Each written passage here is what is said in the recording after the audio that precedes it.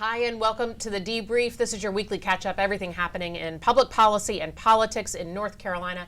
I'm Donna King. I'm editor-in-chief of the Carolina Journal. I thought we were going to get a break. We have not gotten a break coming into the holidays. Of course, North Carolina State Legislature keeping things really busy. We've got everybody here to talk about it and what you can expect.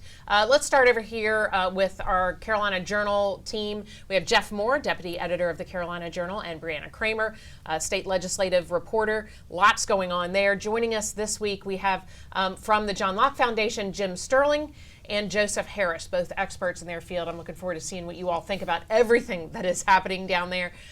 First, let's start with you, Jim. Actually, give us an update on what's happening with the North Carolina Supreme Court race and these recounts. So after 5 days past what they were supposed to be done on the initial recount, we finally have a full recount of the election. Okay. The results didn't change, but every single county, or most of the counties, saw some variation, with the largest being 81 votes being changed. Okay. The fact that it's the exact same as it was before is astronomical Really? in the probability of that, but it puts it into now a hand-eye recount as well as a protest on the various issues. Okay. That currently Griffin, who is behind by about 600 votes, Right. I believe. These are incredibly tight races. Oh yes. So there are a couple races that are within 100 votes as well. Okay. I believe House District 32, which is also going to a hand-eye recount, and then Senate 13 and Senate 42. Okay. So both of those are within just a few hundred ballots. Right.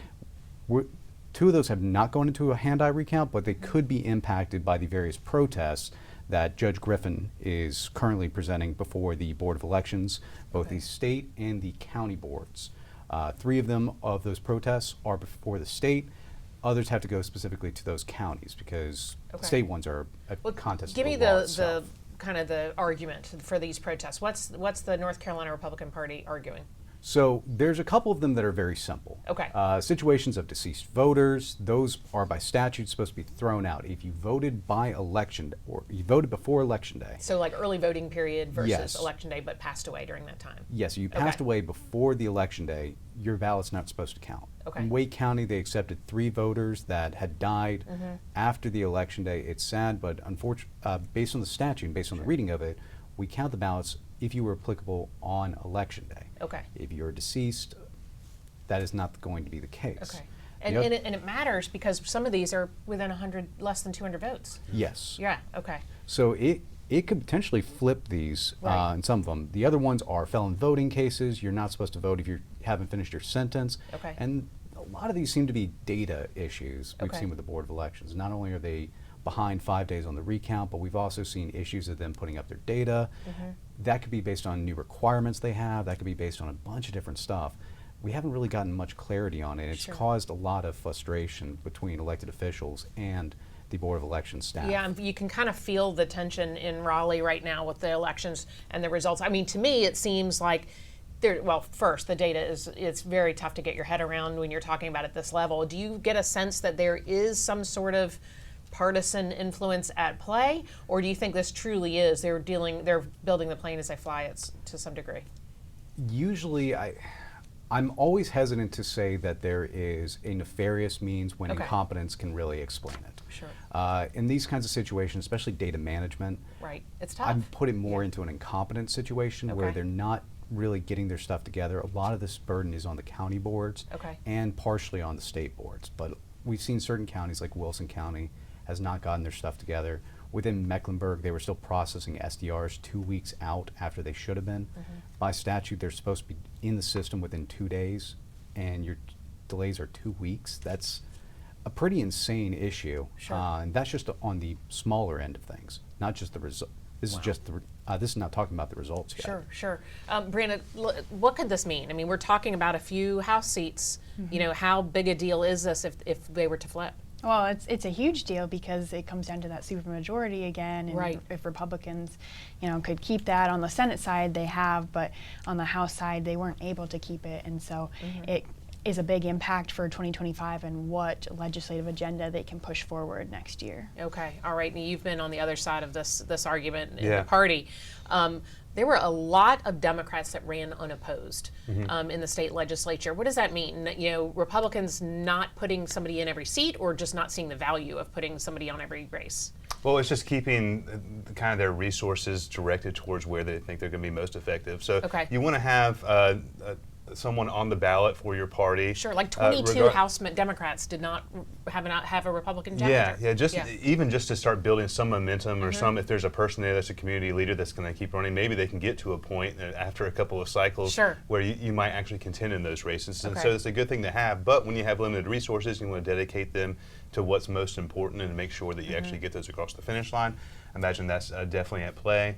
I noticed a lot of in the NCGOP statements, the frustration with the data portion of this, and their frustrations with the state board and with local boards, and the discrepancies, and actually just getting the data and being able to wrap your mind around all of that. But this election protest and this Supreme Court race in particular, a statewide race, it's about 700 votes in difference, millions of ballots. And so this is the second time in the last 4 years. In 2020, we had a race that was very, very close for the Supreme Court as well. So it really just further impresses upon everybody and voters who are really wondering if my vote counts so much or not. It really can in several instances, but also it puts a further emphasis on the election integrity part of it and making sure that the statutes are actually followed in all of the cases, so there's not the loss of confidence on the retail voter side, because even if it is incompetence here, there's a lot of room, especially in 2024, for people to start wondering if there's nefarious activity, especially because the State Board of Elections is a partisan board because it is controlled by the governor's office and their appointments. You've seen Republicans make several attempts to reform the State Board of Elections and to make it kind of a more even split. It has not been successful. They've actually passed legislation, but then the courts would throw it back. So you have some frustrations there that have been long-lived, and we'll continue to see those be ironed out as we go forward. Sure. What are your thoughts on what we can expect coming in the next week or so? Oh, with the Supreme Court protest, I mean, there's a couple of challenges. I think this is really going to go down to the protests. Now, we already kind of discussed the obvious ones of the deceased voters, felon voters. There's also the non-registered voters. If you're not registered by Election Day, you can register during the early voting. You can't register during Election Day. That's not North Carolina's law. So when people were voting, even though they were non-registered, those challenges, I mean, that seems to me like it's going to be easier to throw out. But were they allowed to file a provisional if they were not registered voters? So on Election Day? There were certain situations where people were not registered and were still able to vote. Some of those were provisional. There's a couple other questions on that. But those aren't the majority of those 60,000 protests that he has. A large amount of them come from what is referred to as the HAVA issues that we've seen for the What is HAVA? So Help America Vote Act. So these are basically, you didn't provide your driver's license or your social security number on your registration, which is required by federal law. This was a protest that was done earlier in the year before the State Board of Elections and was rejected, and is now before the federal courts. That is going to be a question on that one, and it's also going to be a question on the protest here in the state. It's two separate issues. The courts don't move very quickly on this, so I don't think they have an avenue in there, but it will be a question about, do these protests get accepted? Is there a state level lawsuit on this?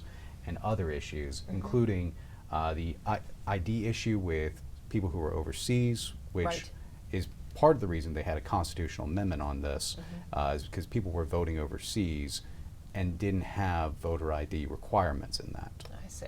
And then there was also the question of, and this is one that I think is going to be the most interesting on a legal battle, is the question of, do people who are overseas that have never lived in North Carolina, specifically the children of people who are U.S. citizens, but live overseas, have never lived in the U.S., have a claim to vote for local elections? That's going to be an interesting challenge.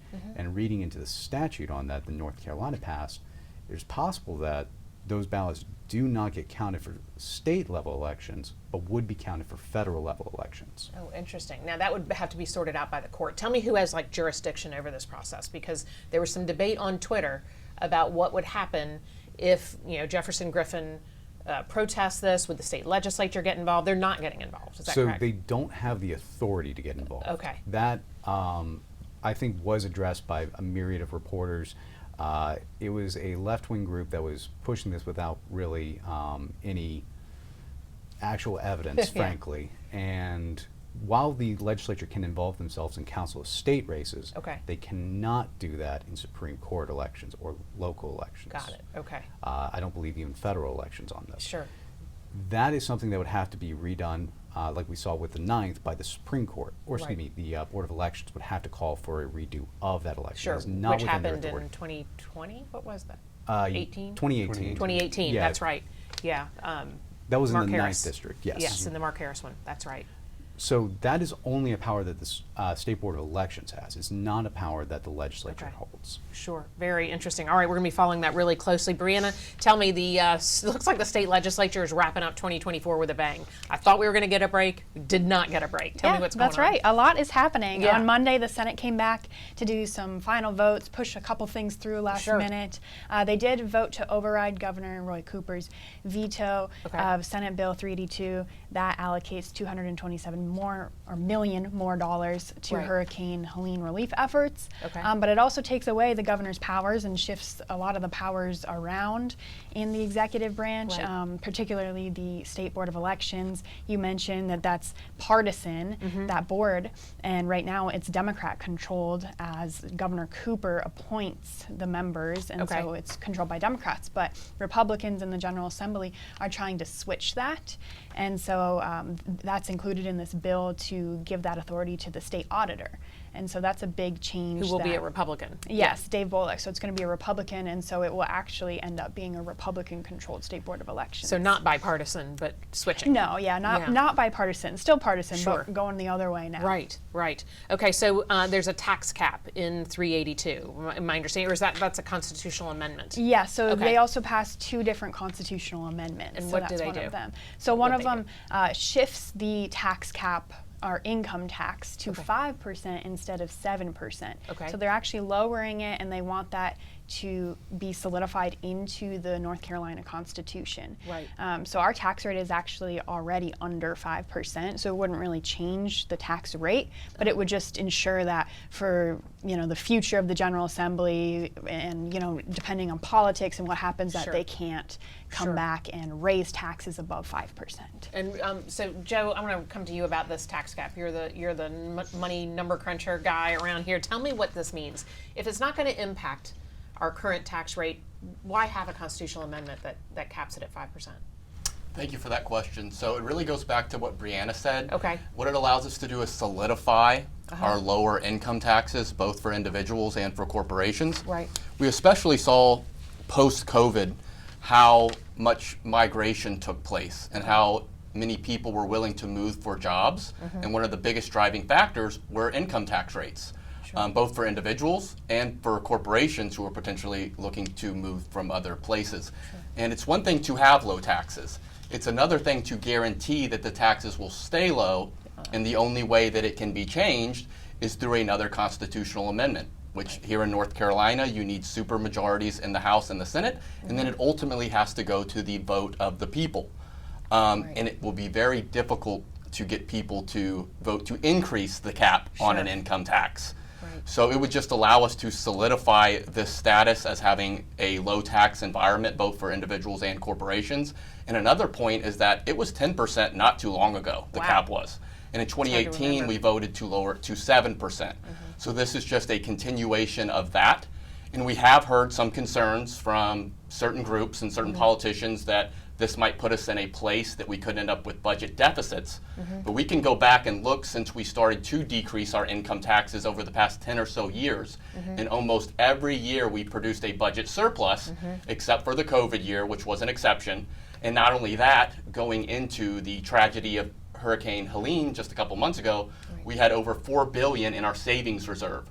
So we were lowering taxes and increasing revenue. Right. So that seems, there's a lot of arguments saying, oh, we're going to end up in the hole. We can't afford this. We'll have to cut, schools or whatever it is. Well, tell me the philosophy, the broad strokes of how lower taxes keep the economy humming along. Okay. So people who are looking at this and being concerned about the lower taxes generating less revenue, they are looking at this as a static situation. Okay. What they're not understanding is that taxes are incentives. And when you alter the incentive, you alter behavior. Okay. And so a higher tax is going to deter people from moving to our state, and it's also going to incentivize people to leave our state. While the lower tax, yeah, we're taking in less of the individual's income, but we're incentivizing more individuals to come to North Carolina and to stay in North Carolina, specifically, you know, after they get their degrees. Sure. Because we're allowing them to keep more of what they produced, what they earned. So some of the concern is that they're looking at this, oh, well, it's just a static situation. Yeah, money in, money out. So the out. higher Yeah. the rate, the Yeah. more we get. The lower the rate, the lower we get. But they don't understand it's a dynamic problem. Right. Well, why do you think that is? Why do you think people have trouble wrapping their head around that? It seems like it makes a lot of sense because we have other incentive packages, things like JDIG and all that. Lower taxes work better than that?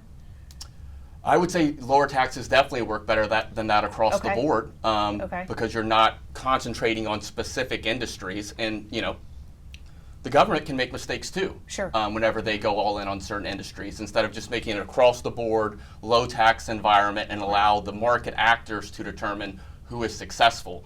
I think some of the issue with not understanding that the higher taxes decrease or can decrease revenue is just not understanding human nature. Okay. And how you know when you offer an incentive, whether it's a reward or it's a penalty, people are going to then change what they're doing. Very interesting. What are your thoughts on whether this can pass as a constitutional amendment?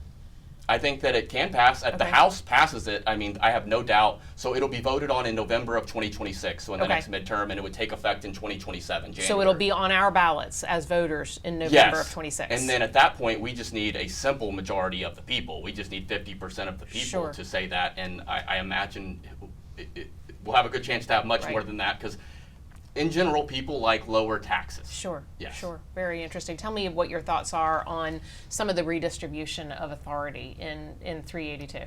So, I think the one that gets the most attention is the appointment power on the Board of Yeah, Elections. is this constitutional? That's what I keep hearing, is that the Democrats are saying it's not constitutional. So I can give you the entire legal analysis, but I can bore you to tears on it. But Give me the short one. yeah, the short and simple is yes, it Okay. is likely constitutional because the governor isn't the only executive in our state, and is Okay. not the only one that's responsible for the execution of laws. Sure. The governor's argument in the current lawsuit that is on 749, which was a prior change to the Board of Elections, this Right. is going to moot that case that's currently before the state appeals court, Right. at least in that section. His reliance on that case, which was an amicus brief that us and Jeanette Doran's organization put together on this. Sure. We talk about the fact that it is not he is not the only executive that has any authority on the execution of laws. Other executives do execute the laws, and he's not the only appointing authority in North Carolina. Right. The legislature has the ability to determine what functions of every single council of state member has. This is constitutional based on that. People who say that this is abnormal, that we don't have anyone else that falls under the auditor's office, fails in two perceptions on this. It is under the auditor's office financially. It is still an independent body. And two, we have a very unique constitution. We have a very, very weak executive branch. Okay. It's one of the weakest gubernatorial positions and one of the weakest executives in the entirety of the U.S. And all of those positions have to be defined by the legislature. Those authorities are always vested in the legislature until appointed to the executive. Okay. The separation of powers on the appointment. And it doesn't resolve the bipartisan argument the Republicans had. So the bipartisan argument on this would have actually had to have gone before the Supreme Court to be overturned. That was the problem with Cooper v. Berger 2018. The court found in a Democratic majority that the governor, or the appointing authority in this sense, had to have an advantage in this, at least when it came to the appointments, in order to enact his preferred policy choices, which was giving it a quasi-legislative authority, something that Justice Martin, who wrote the initial decision that they based this off, had a very scathing dissent on. It's not supposed to be the governor's ability to choose how and laws should be applied. It's just the execution of law. That's part of the executive branch. It's solely within the legislature to determine what laws are enacted. I see. So it was giving them too much authority on this, Sure. and giving the governor too much authority by saying that he must have the ability to determine what laws and how those laws are enacted. Okay, all right, that makes sense. Jeff, we're going into this next 2025. Democrats just, it feels like they didn't gain any seats. It spent millions and millions of dollars to try and break the supermajority, break the majority even, but ended up with the same number of seats. Do you think they're looking for some new leadership there?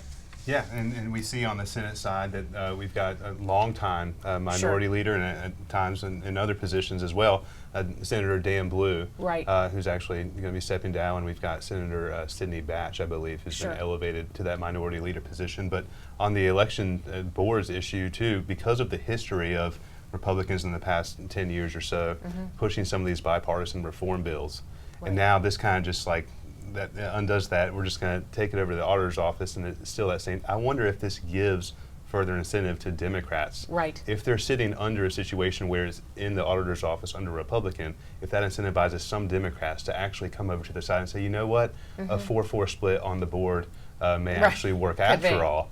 And so this might be a chess move more than, I've started to think that lately. Well, Sidney Batch is a little younger. Maybe there's a different energy. They want somebody more aggressive. Yes, and she's certainly more aggressive. So Dan Blue is a kind of person, maybe more of an old school legislator in that he has a long history of working with a lot of these people. Yeah, first black Speaker of the House. And there's a lot of things that they have crossed the aisle to do in his career. Right. It's a different game these days, and so getting that more aggressive leader on that side. Further left is going to be more fiery and maybe attacking the Republicans, and so it's not going to be anything new as far as the partisan battle in Raleigh on Jones Street, but the actual operation of how they work together behind the scenes may change, because if you don't have Dan Blue, then there may not be those come together moments that sometimes they do arrive at if the opposition is a little bit more entrenched, a little bit more fiery and partisan on the political level. Yeah, very interesting. Tell me about the information in 382 on Helene recovery. This is something everybody's talking about. Will it go the way of Matthew and Florence, Hurricanes Matthew and Florence? It's just been a mess. Yeah, there's been a little controversy, especially from the Democrats, because they say that this money isn't directly going anywhere yet. So they have appropriated this money in the bill, but it actually still needs to, legislators need to come back and decide where it's going to be distributed to. So that kind of leaves that money sitting in a pot until both sides can come back and vote again. That was a big criticism from the governor, right? Yeah, it was, and why he vetoed it. Well, there was a lot more reasons, but that particularly. So the House will come back next Wednesday, and that's when they plan to, well, they're expected to override and then pass a couple more bills, or the ones that the Senate just passed. They also just passed another constitutional amendment on Monday, the Senate did, that requires photo identification for all voters. So they want that in the Constitution as well, which is interesting. So that could also be another one that's on the ballot in 2026 if the House passes it as well. Sure. Now, who doesn't have photo ID now? I thought we already had photo ID for voting. So the voter ID provision in our Constitution says for in person. This is adding in that mail-in ballots, or all ballots, must have an ID. Right. And this gets back to part of the complaint that Griffin had with some of those overseas ballots. Okay. All right. This would does not change the law.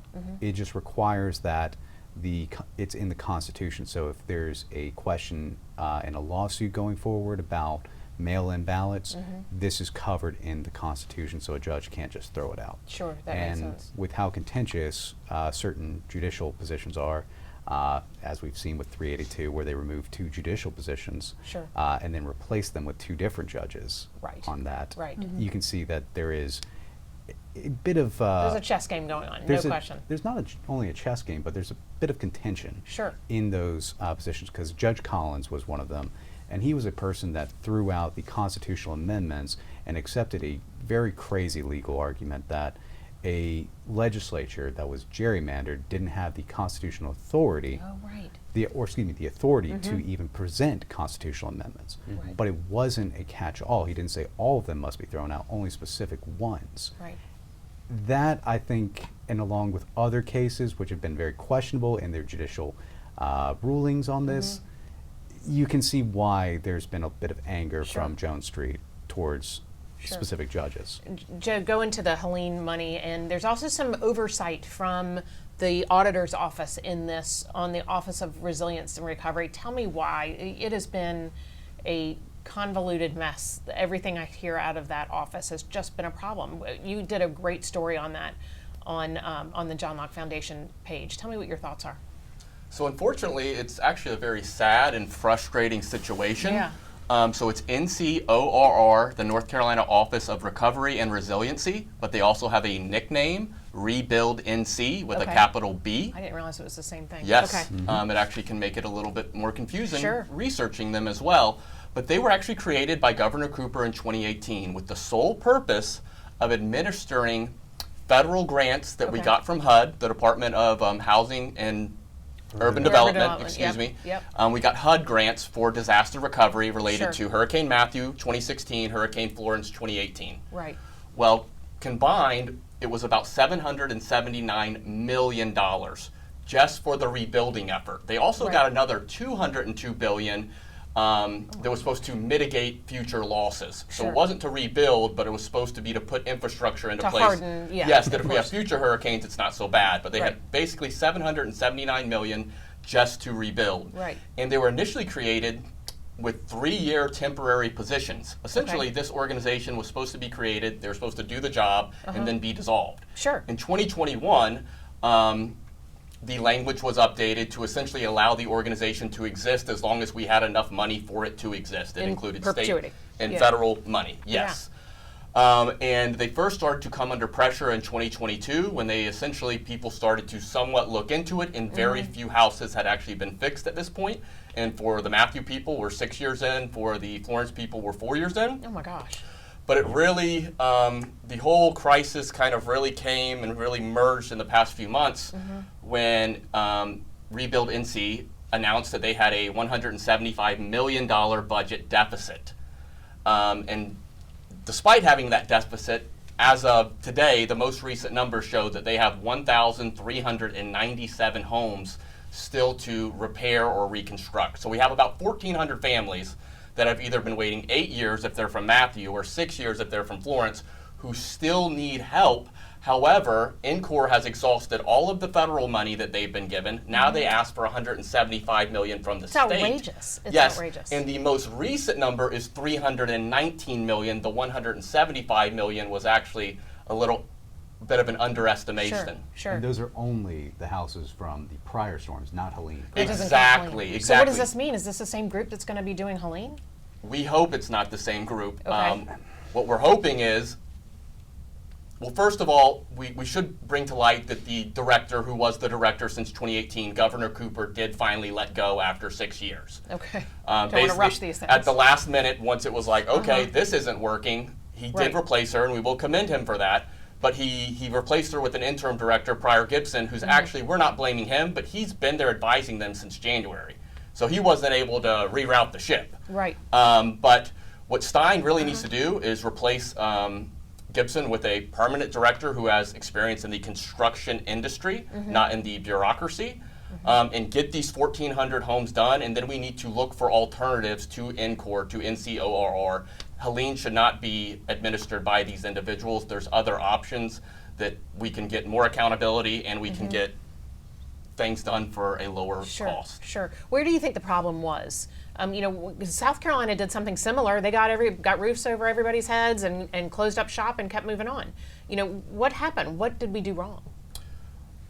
From what I can gather, NCORR essentially operates like a miniature HUD. Okay.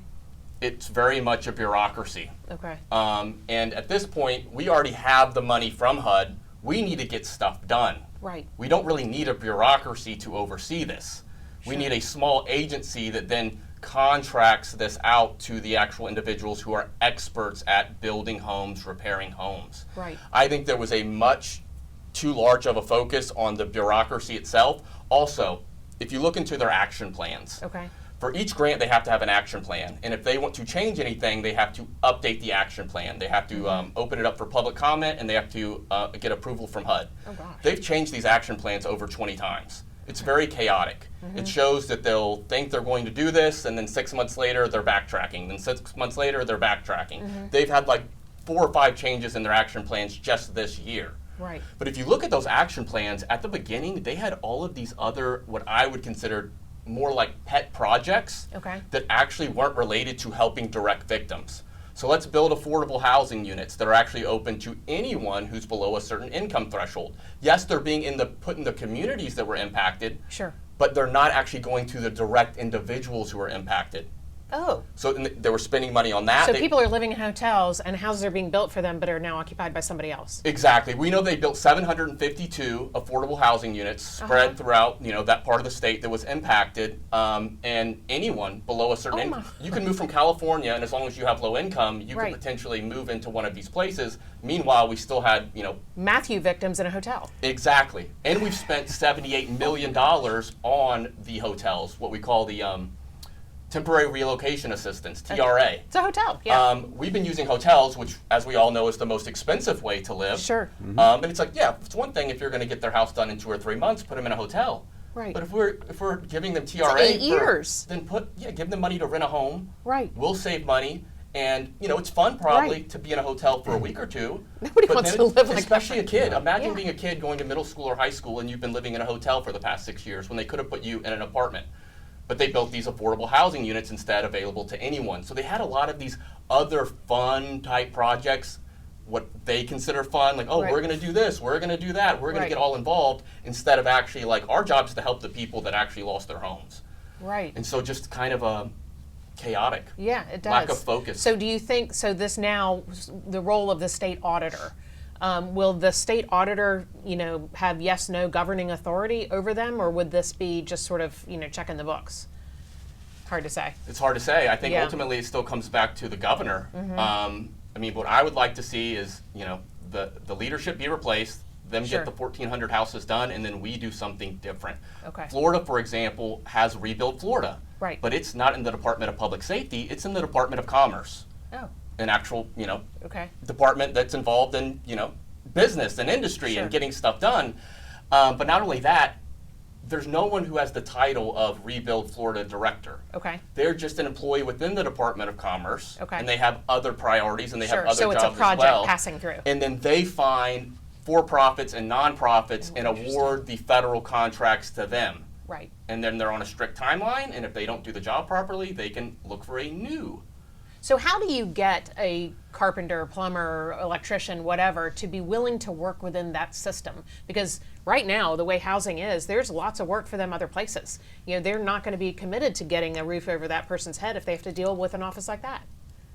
That's a great point. And I think it really comes down to getting people in charge who are making decisions, who aren't bureaucrats, who are actually people who have been in construction and been in real estate and know how to get stuff done. Right. I think another concern too is when you have the government actually negotiating with the contractors know that they're negotiating with the government. Right. And typically government doesn't necessarily get the best deal. Right. So I think we might have been, Encore Rebuild NC might have been overcharged quite a bit as well. But that has to do with the people they had in leadership not being the right people who know how to navigate those industries. Sure. And just, accepting what the contractor. Real quick, in Florida with Hurricane Irma, they put a private corporation in charge of their HUD grant that they got. And it was $252 million, so only a third of what we got for Matthew and Florence combined. This private corporation that has a division that specializes in disaster recovery, they, for a third of the price, they built more homes. Wow. So I think that there's definitely room for improvements in efficiency if we potentially look to. So there are best practices out there. This wasn't. There are people who are experts at this who have been doing it for 20 and 30 years, and what we try to do is create a bureaucracy kind of overnight with no one who actually has real experience in getting things done. Right.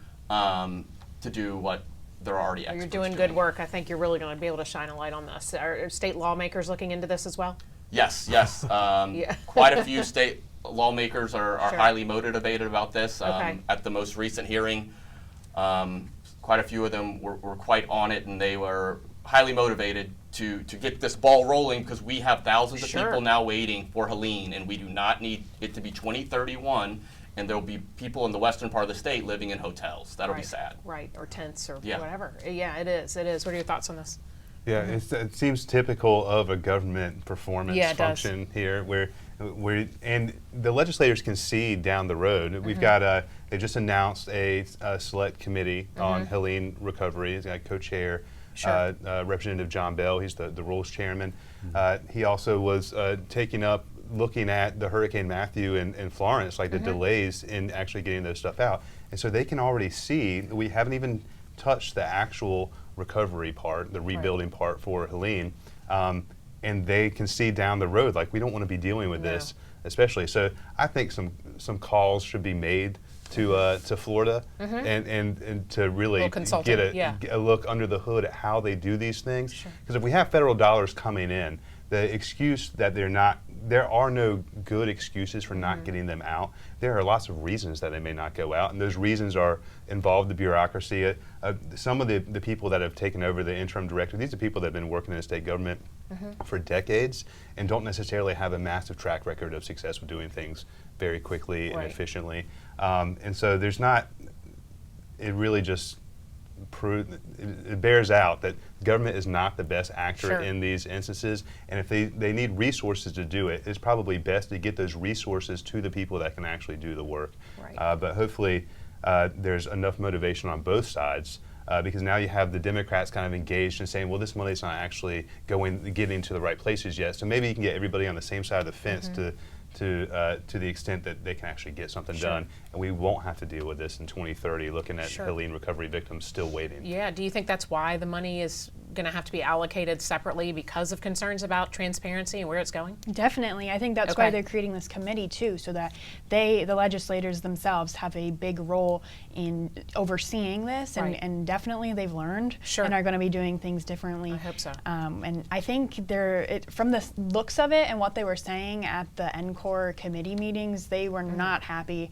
I mean, they wanted her to resign on the spot, the director, and so it doesn't really sound like they're going to provide additional funding for this disaster relief effort. They did provide a little bit of additional funding in 382. For Florence, for the past hurricanes that still need to be funded, but not for Helene going forward. Right. But yeah, they do still need to help them with their deficit, and so they did provide, I think, $50 million. It was 50. Yeah, I believe it was $50 million, and it was very begrudgingly too. They were not happy with that situation. Yeah, they still need to work with them. The General Assembly is going to have to work with them to get these people out of hotels still and get the houses finished up. So they will still have to deal with them. But going forward, I don't think they're going to keep creating, shoving money at any of course. You know, I keep seeing this popping up on my Instagram reels and whatever. People living in tents. They're not allowed to live in these Amish houses that people came down and built because there's regulatory or there's restrictions on it. Have you heard about this? So these Amish community came down and built tiny houses, and the local authorities are not letting people move into them because they don't have power and water. Yeah. Is that what it is? They're not up to code? They're not up to code, and so they're not safe structures based on the building code, and so they're there. You can't. It won't get an occupancy like certification because they're not up to code. It's crazy. So I mean, does 382 kind of cut back on some of those restrictions, or is that very local? Does that need to be done at the local level? I think there needs to be more on the local level on that. I need to review that since that's not really been the major topic on 382. There's been a bunch of other stuff in there. They've done a lot of waivers and things like that. Yeah. Yes. Very interesting.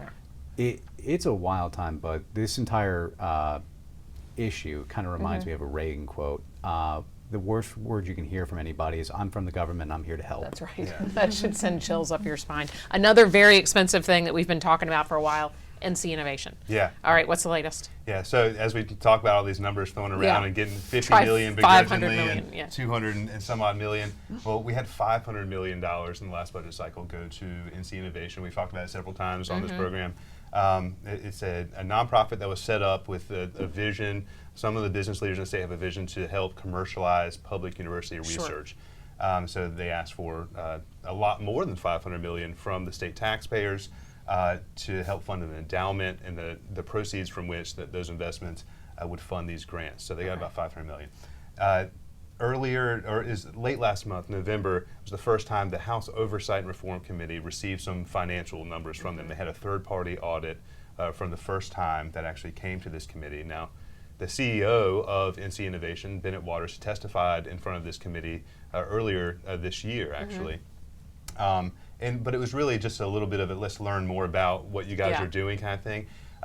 But this report with the audit coming in, they put some notes up on the House Oversight and Reform Committee page that were at the very least some questions about what they saw in the audit report, some things about the statutory requirements for how to treat the public money versus the private money, the private donations that they were statutorily required to raise to run the administration of that. And so they've got some questions, and it kind of pushes towards that maybe in 2025 they're going to be bringing in, hopefully, I would hope, I'm sure Joseph is looking at stuff like this and hoping that they are called to answer some questions about what is being done with some of the money, if it's actually following to a T the statute as far as not commingling any of these funds. Sure.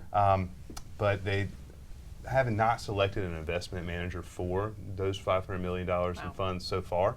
They're working their way through their process. They actually had an investment committee. It's been quite a while for them not to have one. It has. And so a lot of these directors, actually, you have legislatively appointed directors, and you have some legacy directors that are more from the business world.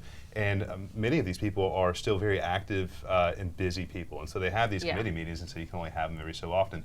But they're weeding down the list. And so they've gone from 18 kind of companies where they're looking at whether or not they could be the investment portfolio manager, and they've whittled that down to 8. And then at the committee meeting yesterday, they went ahead and eliminated 4 of the lowest performers on a very objective and pretty comprehensive scoring card of who's going to manage this money. Right. But they're still not there yet. We've got a full board meeting for the NCInnovation Board of Directors later today, a virtual board meeting, which we'll be covering, so you can follow that in Carolina Journal. But there's a lot of questions also swirling around transparency. At their last board meeting in August, they had really some blow-ups between some of the staff and some of the legislatively appointed directors on the board who have been asking for information. Sure. And the staff is aggravated with how many requests they're getting, at least by their framing, that they're getting too many requests. And so they're looking for ways to maybe not satisfy or maybe to reform their policies. So you would actually have to jump make through it a few harder more hoops, so make it harder. And so you have a lot of these kind of pain points within the organization because they have a vision for the mission that they want to accomplish, and so some of these things seem to get in the way of accomplishing that mission. But when you have $500 million in taxpayer funds, you just have so much more weight on your shoulders for what you have to satisfy. So you've got to jump through all those hoops. There shouldn't be anything left to doubt or really wonder about when you're sitting on $500 million of taxpayer money at times where there are very, very many people in the state that could use some of this money. If we had $500 million extra dollars in the budget, I imagine they'd be going towards some of these efforts right now. Or even just economically, if you get a downturn at any point in time, $500 million, we had 5, 6, 7 million taxpayers in the state. You divide that up, that's a pretty good bump in your pocket coming toward Christmas time or next. So this these aren't small potatoes. So there's a really heightened sense of scrutiny on NCInnovation. The Oversight and Reform Committee has gotten the audit. They put a note up with some questions about some of it, and they weren't direct accusations. They seemed to be kind of concerns, questions like, is this being followed, is that being followed? They note that while the grants are the biggest outlay so far for the money, the second biggest outlay is for salary and benefits. It's at $2.6 million for salary and benefits. If you annualize that with all the current staff that they have now at the regional hubs, it'd be closer to $3 million. That's supposed to be coming from the private side of those raises, but I think some of the accounting, which is what some of the directors are actually trying to get at, is how is that accounting being done, what's this being paid for? But that $500 million is sitting now in some kind of pretty basic, more or less static investments. It's returning some money, but it's kind of fixed income stuff. But as they work towards the investment manager, who that's going to be, then eventually this stuff will get invested into the markets. And so then you're looking for returns, and they'll fund the grants through the returns. But with any market, you also run the possibility of losses. The stock market has been doing quite well over these past few years. If you look at the law of averages, putting $500 million into the market now or within the next 6 or 12 months, you run the risk of not having returns at all. And so what happens in a situation where you have a major market downturn, and then all of a sudden that endowment is not just not spinning off enough to make the grants, but you're actually losing on some of the principal. And they have room in the statute to actually lose some of the principal. the executives and the board has committed to maintain that corpus of the $500 million to try and keep it there. But it's an open question that's going to be answered somewhat by the investment approaches, whoever the manager they pick is going to be. You know, I know I'm going back a little bit. They got $250 million. Yep. Did not issue substantial number of grants and don't have anybody to invest it. How'd they get the second $250 million? Yeah, so there are certain things they had to satisfy for the first tranche and then the second tranche. And so in that second tranche, they weren't necessarily things, it wasn't like a proof of concept for the entire enterprise. Okay, so they didn't have to take that first 250 and turn it into something to get the second 250. And I don't know what's typical, honestly, for something like this. That's a lot of money. Yeah, that's a lot of money. But you would think that for something like this, you might start with a pilot project. Right. You might start with $25 million of public money. You raise $25 million of private money, and then you see if this goes worse, and then we can go back and do an audit of how this actually worked out. Before you write them $250 million. Yeah, and so in the state auditor's office is actually looking at NCInnovation for that performance function to see like are the grant, all the stipulations for the grantees, is everything being followed there. But they've got the first round of grants out. That's a little bit over $5 million. They're taking applications until December 13th. For their fall 2024 application period, and they list on there in the audit report that it'd be 1 to 2 months to hear back from NCInnovation about whether or not you might be like winning that grant or not. But going forward, it's not going to be just about the grants. It's going to be about satisfying a lot of the accountability and transparency issues to the legislature, because ultimately the entire return that you're really working off of is coming from the taxpayers of North Carolina. And as we're just a couple weeks away from Christmas, everybody can appreciate a few extra dollars in their pocket. So especially with Helene, this is what we've been talking about, right? What are your thoughts on this, Jeff? Good use of money? Probably not a good use of money. Good concept. The concepts, but or no. It depends on your view of what role the government should play and what role the market should play. Essentially, what NCInnovation is, it's almost essentially a type of venture capital being financed by taxpayer money. Okay. Essentially, they're giving grants to these projects at these universities on the claim that there's a lot of good ideas at universities that never actually make it to market. But isn't the taxpayer also paying for the university? The taxpayer is also paying for the university. These people who are doing the research at the universities are already getting a salary from state taxpayer money. They're already being subsidized by the government. So it's just providing more money, essentially, in what are deemed probably risky endeavors. If they were less risky, more sure thing, you would already have private money coming in. Right. So the grants themselves are risk, but then also, as Jeff was pointing out, it seems as though they're trying to grow this $500 million in the market, so they're subject to market risk as well. It just seems like a lot of risk for taxpayer money. Right. Both in the market and on the grants themselves. And it just doesn't seem like the proper role of government, especially when we have situations like the devastation of Helene. Right. Whether you're on the left or the right, there is not a shortage of things we can come up with that the government should be spending money on. Right. And this is probably not one of them. Very interesting. It's not a market approach. Yeah. This is a government manipulating the market, interfering in the market approach. And part of their argument, and the NCInnovation, people spearheading that vision would argue that, and have argued that, well, we already fund some of this, and so there's kind of layering more. So there's already a justification. They find a justification that we already spend on university research. We go up to this line, but then there's gap, and they call it the valley of death. And so they just want to kind of cover that gap, and so they want some extra there. But mind you, this decision was made. Like, we didn't have committee meetings about this $500 million going to happen. This was a lobbying blitz that happened during budget negotiations, and they've been pressing on them for some time. But they had a big lobbying outlay, NCInnovation did, with some of the money that they had already raised privately.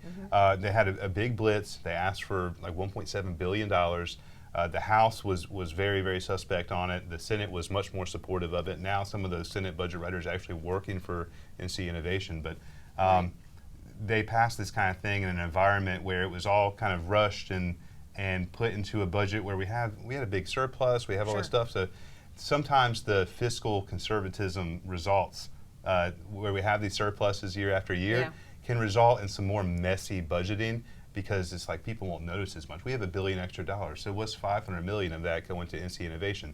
Well, now we're at a place where that $500 million seems pretty useful.